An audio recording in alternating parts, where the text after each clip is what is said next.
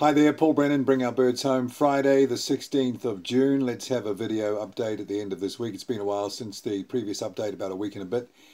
I thought I'd hold off until I actually had something to say. We've been working hard behind the scenes. And some good news.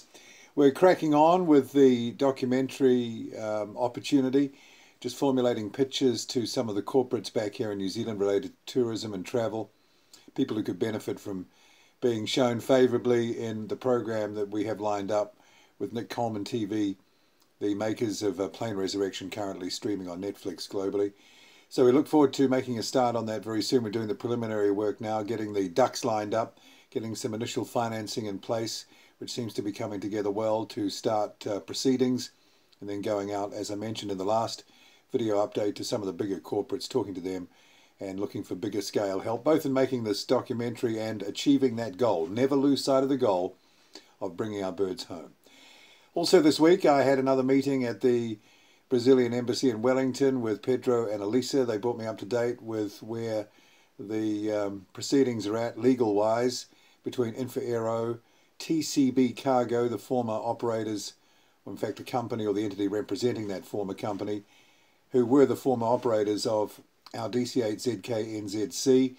I now know the exact procedure I have to follow to get to that airframe, to get the opportunity to make an offer to buy it.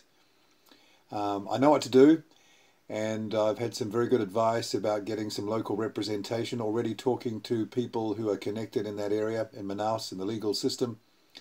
So it shouldn't be too long before we're in a position to basically, I think, go to the Court of Amazonia, which is the state that Manaus is in, and make an application to have that airframe be made available. If you've been following the updates, you'll know that that asset, as part of others, have been encumbered in a legal dispute between the company that used to operate the aircraft and Infraero, the company that operate Manaus Airport.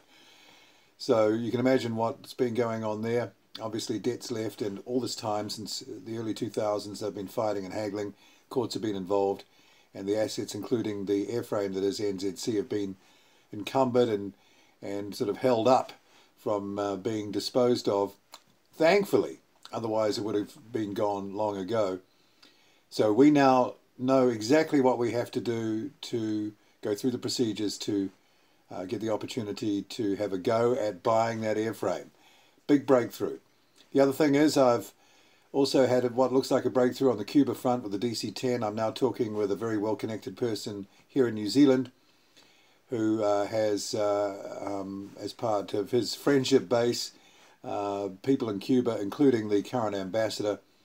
So we're just putting together a plan to put that whole concept of basically them either selling it to us or giving it to us, the airframe that was the Air New Zealand DC-10 ZK-NZS.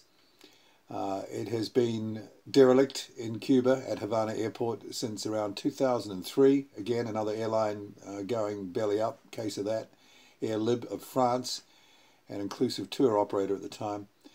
This happens to be the last remaining Air New Zealand DC-10 on the planet, so we're going to do everything we can to get hold of it. But now we have a very clear track. It actually could, this part of it could turn out to be very simple, whereas before it was a bit of a problem.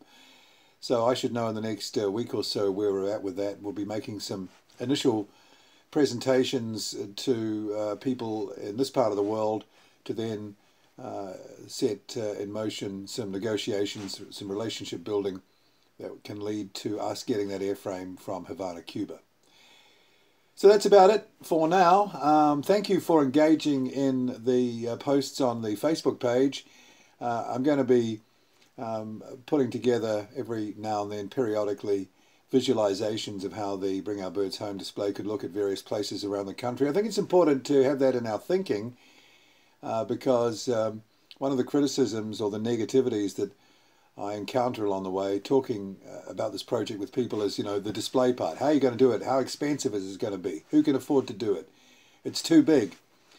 I think if we sort of visualize it and see it, it's not such an impossible dream. Really, a picture is worth 1,000 words for sure. So thank you for engaging that. Keep the suggestions coming.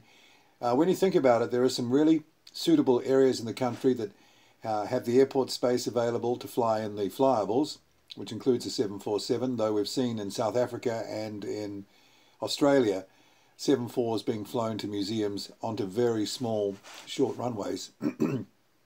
So I don't see that as a problem. Also, shipping, we need a port nearby to get the dismantled derelicts ashore and to the venue, the site, whatever you want to call it.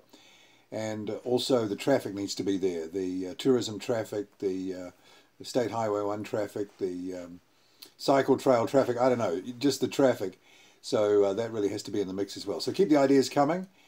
And hopefully the next update I can give will be a real clear picture of where we're heading with you know, the final few maneuvers to get to that DC-8. And hopefully this time next week we'll have some initial feedback on our approaches to Cuban representation here in New Zealand. By the way, as I understand it, our relationship, the New Zealand-Cuba relationship, is in a very good state. We have great mutual respect. There is an understanding between the two, I believe, at a cultural level, which I see this project as. I've always said I see these aircraft or airframes as modern-day equivalents of the Maori ancestral waka, and on that sort of cultural level there's an equivalence, and I'm quite passionate about that. So I think other people get that too, and if we're talking at that level, I think it has a lot of human understanding about it, and people see past just the collecting old machinery way of looking at it. That's one way of looking at it, and see it as, you know, something special to the country and the people of the country. So great to be able to bring you this video update. We'll keep it coming, and as soon as there's anything to talk about, I'll be back, but I'll be making sure that it's worthy of mention and not just sort of place filling. In the meantime, keep sending in the images, the stories, and we'll keep creating some of those graphics to get discussion and talk going. And again, thank you for your support to our Bring Our Birds Home campaign. Remember, the Facebook page is always there, and so is the Give a Little page, givealittle.co.nz/cause/Bring Our Birds Home. Still raising money. That will be open indefinitely. A small or large donation, it will all help as we head towards the goal. And it's really becoming clear now. We can sort of see the lie of the land like never before as we try and bring those birds home.